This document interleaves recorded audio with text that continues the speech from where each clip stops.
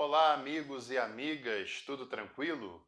Eu sou o Jansen Raco, doutor em Teologia Sistemática pela PUC do Rio, e você está em mais um vídeo do Perfil Teológico.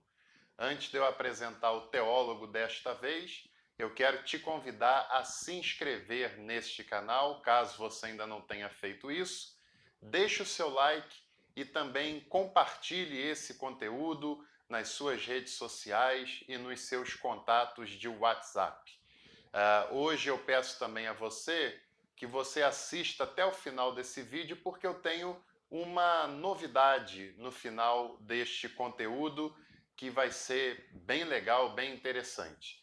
O teólogo que nós vamos falar hoje é um grande nome da teologia do século XX, mas que ficou um tanto quanto eclipsado no eixo Alemanha-Suíça, do qual fazia parte, que foi o teólogo Emil Brunner. O motivo desse eclipse que houve acerca desse grande teólogo foi por causa da grande produção teológica e do conhecimento que se gerou em torno da figura de Karl Barth. Mas Emil Brunner, sem dúvida nenhuma, foi um dos grandes nomes da teologia do século XX e, sem dúvida nenhuma, ele tem muito o que contribuir conosco na nossa reflexão e na nossa produção teológica. O Emil Brunner nasceu na Suíça, assim como Karl Barth e outros grandes teólogos, e o ano do seu nascimento foi 1889, no finalzinho do século XIX. Emil Brunner era de uma família tradicionalmente cristã e, desde novo, teve o desejo de estudar teologia, de se preparar e de se capacitar como um grande teólogo que acabou sendo, né? Os seus estudos teológicos passaram por três instituições diferentes. Primeiro, ele começou em Zurique, depois se transferiu para a Universidade de Berlim e chegou até a estudar algum tempo em Nova York, nos Estados Unidos, que era um destino pouco usual para teólogos da Suíça, da Alemanha, uma vez que aquele eixo era o principal centro teológico do século XIX, do século XX, e continua sendo um centro teológico da mais alta importância, da mais alta relevância. O Emil Brunner, depois de ter concluído os seus estudos em teologia, também exerceu um ministério pastoral durante 8 anos, entre 1905 e 1912, final de 1912. E o Emil Brunner, além de um teólogo reflexivo muito importante e profundo, também se ocupou durante toda a sua vida e durante toda a sua trajetória acadêmica e cristã com as questões de natureza pastoral, com as questões missionárias da igreja, com as questões de psicologia pastoral, e foi uma pessoa muito atenta às questões pastorais que ele considerou, não é, como outros nomes também do seu tempo, de fundamental importância para a teologia e, de fato, é de vital importância da teologia. Em 1913, o Emil Brunner parou um pouco o seu ministério pastoral como pastor titular, mas continuou engajado no pastorado até o final da sua vida, porque naquele ano de 1913 ele alcançou o seu título de doutor em teologia e deu início à sua brilhante e profunda carreira acadêmica como docente. Começou a trabalhar na Universidade de Zurique em 1913. Além disso, Emil Brunner é um nome muito conhecido nos países de língua inglesa, né? O Emil Brunner é classificado por alguns como um dos teólogos da neo-ortodoxia, embora esse termo nunca tenha sido reivindicado por nenhum dos seus supostos adeptos, né? O Barth rejeitou esse título, Tillich também, Emil Brunner também nunca reivindicou esse título. O mais correto é considerarmos esses pensadores como parte, embora não totalmente concordantes entre si, porque eram pessoas autênticas, eram teólogos autênticos, né? Mas eles criaram uma espécie de teologia dialética que eu vou falar já já um pouquinho sobre isso. Mas tudo o que se conheceu, ou grande parte, pelo menos, do que se conheceu de teologia dialética nos países de fala inglesa, Inglaterra e Estados Unidos principalmente, foi por meio de Emil Brunner, não tanto por causa de Karl Barth. Karl Barth teve um grande impacto na Europa, principalmente na Alemanha, na Suíça, né, nas regiões de fala alemã, e o impacto da teologia de Barth foi tão grande que ele acabou meio que dominando a cena naquelas regiões, e Emil Brunner acabou sendo mais conhecido nos países de fala inglesa do que no próprio eixo Alemanha-Suíça. Isso também porque o Emil Brunner conseguiu dominar o idioma inglês, coisa que Barth e Paul Tillich tiveram muita dificuldade com essa questão. Até porque, naquele contexto, naquele cenário, os teólogos de fala alemã não precisavam se preocupar em aprender outra língua, não é? Porque a grande língua da teologia daquele momento era o alemão, que era a língua natal deles. Pelo fato do Brunner ser um grande conhecedor e ter dominado o inglês, ele teve maior abrangência e maior conhecimento nos Estados Unidos e também na Inglaterra. E o Emil Brunner é um teólogo muito interessante, não é? Por conta desse conhecimento que ele teve nos Estados Unidos, ele foi chamado diversas vezes para fazer palestras, conferências, pequenos seminários na Universidade de Princeton, que era e ainda é até hoje um centro teológico também de muita importância nos Estados Unidos. Além disso, há uma curiosidade sobre o Emil Brunner, sobre a sua carreira docente, que logo após a ascensão do nazismo na Alemanha e os perigos para muitos teólogos que aquele movimento representou, algum tempo depois o Emil Brunner foi morar e trabalhar no Japão. Ele deu aula durante alguns anos na Universidade Cristã do Japão, também um outro destino pouco comum para os teólogos daquela oportunidade. Mas o Brunner passou algum tempo na Universidade Cristã do Japão, e aí já caminhando para a reta final da sua vida, o Emil Brunner teve vários problemas de saúde que fizeram com que ele retornasse para o seu país de origem, que era a Suíça, né? E mesmo assim conseguiu terminar a sua dogmática, e aí já no final da vida um tanto quanto impossibilitado até mesmo de escrever, porque o seu quadro de saúde se agravou bastante. O Emil Brunner veio a falecer no ano de 1966 e deixou uma grande contribuição teológica, uma grande e variada obra disponível para nós, estudantes e pesquisadores de teologia. Vale lembrar que o Emil Brunner teve algum choque de ideias apenas, é claro, com o Karl Barth com relação ao posicionamento político depois que a Segunda Guerra Mundial chegou ao final.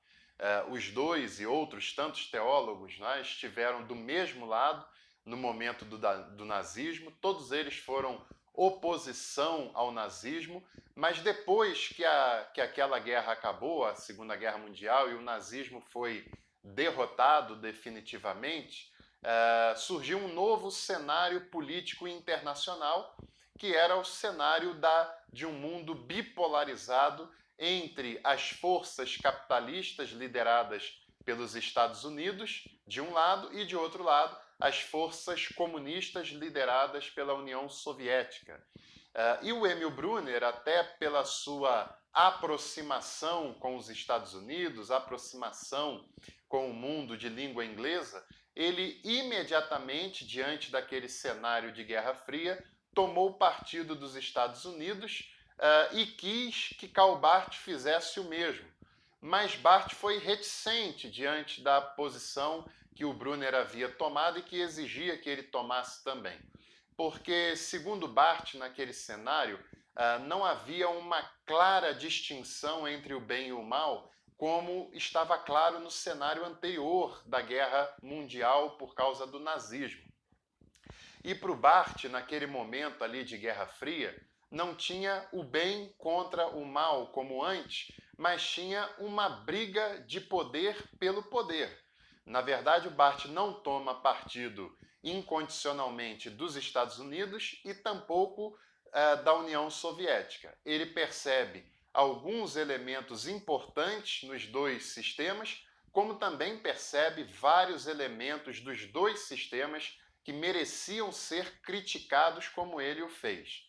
E o Barth entendeu que aquele cenário de Guerra Fria entre Estados Unidos e União Soviética era uma guerra pelo poder, em que um queria prevalecer contra o outro, e por isso ele achou que não era prudente tomar partido de nenhum dos dois lados, uma vez que o intuito naquele momento era apenas o poder pelo poder. Diferentemente do Emil Brunner, que entendeu que o posicionamento mais correto a se tomar na Guerra Fria era se alinhar com o lado liderado pelos Estados Unidos. E aí foi uma opinião política de dois grandes teólogos que, embora tivessem discordado dessa opinião, desse posicionamento, se respeitaram até o final das suas vidas, né? Tanto Brunner quanto Barth reconheciam um ao outro e respeitaram um ao outro como grandes pensadores e contribuintes para o bom pensamento teológico, para a boa produção teológica, e isso, sem dúvida nenhuma, é um posicionamento de maturidade e que tem muito a nos ensinar, sem dúvida nenhuma. É importante que a gente diga também que o Emil Brunner foi um dos teólogos da teologia dialética.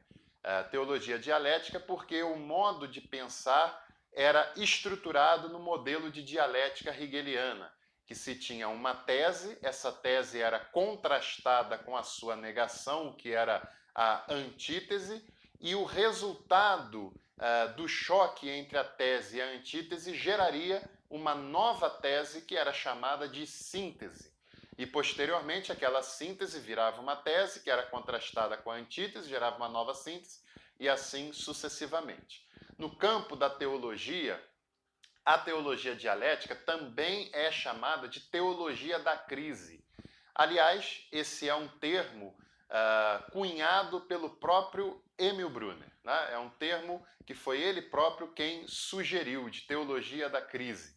E faz muito sentido esse pensamento de Brunner, porque diante da teologia da crise, no modelo dialético hegeliano, a tese, a afirmação seria Deus como um ser perfeito, como um ser eterno e como um ser santo.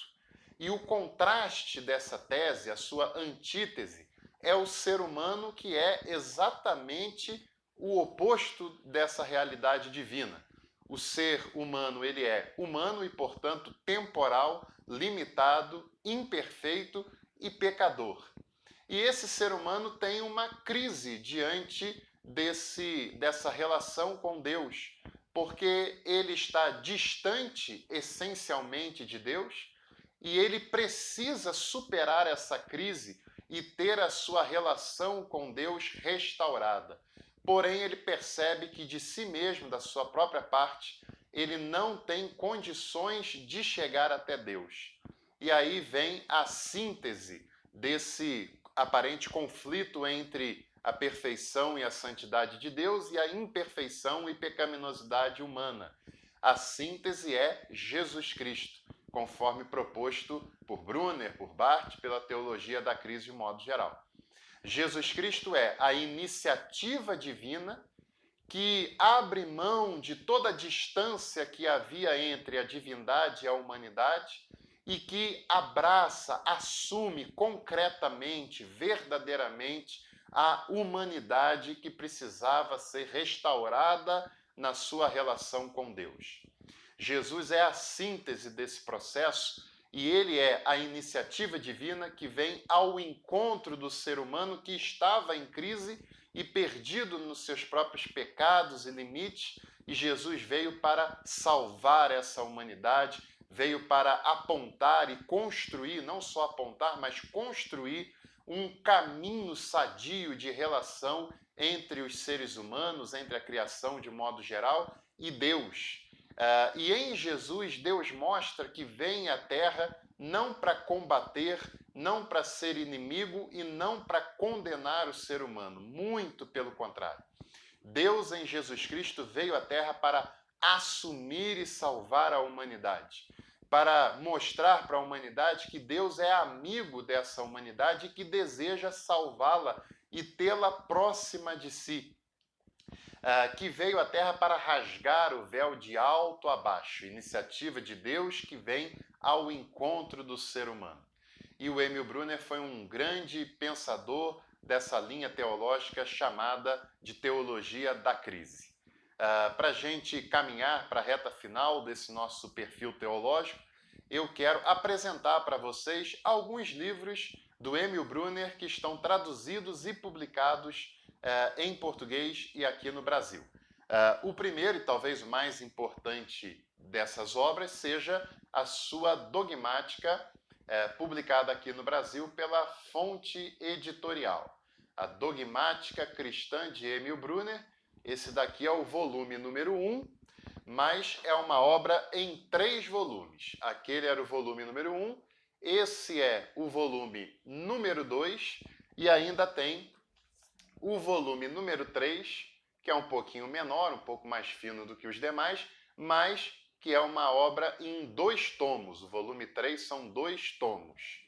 Além da sua dogmática, nós também temos outras obras de Brunner traduzidas para o português e publicadas aqui no Brasil pela Fonte Editorial.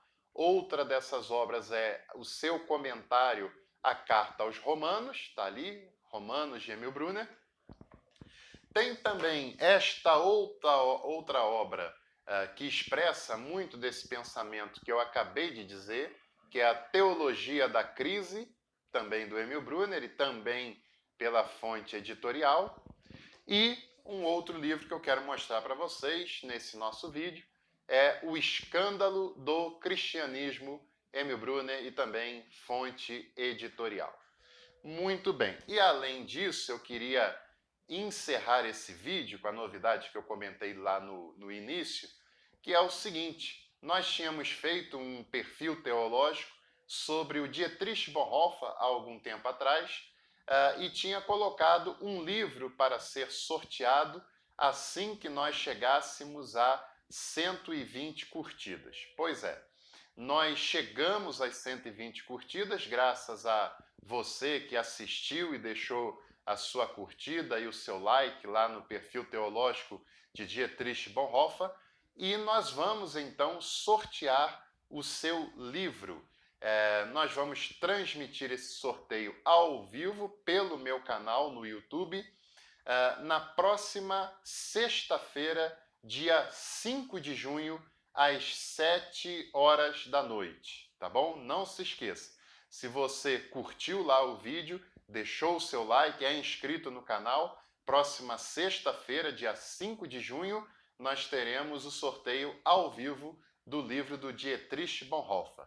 Agradeço a todos e todas que participaram. Continue se inscrevendo, curtindo, participando desse canal, que em breve nós teremos outros sorteios, e também ative as notificações desse canal, porque toda vez que um conteúdo novo for produzido, você será avisado e pode assistir e acompanhar aqui com a gente. Um grande abraço a todos vocês, se cuidem e até a próxima oportunidade, se Deus quiser.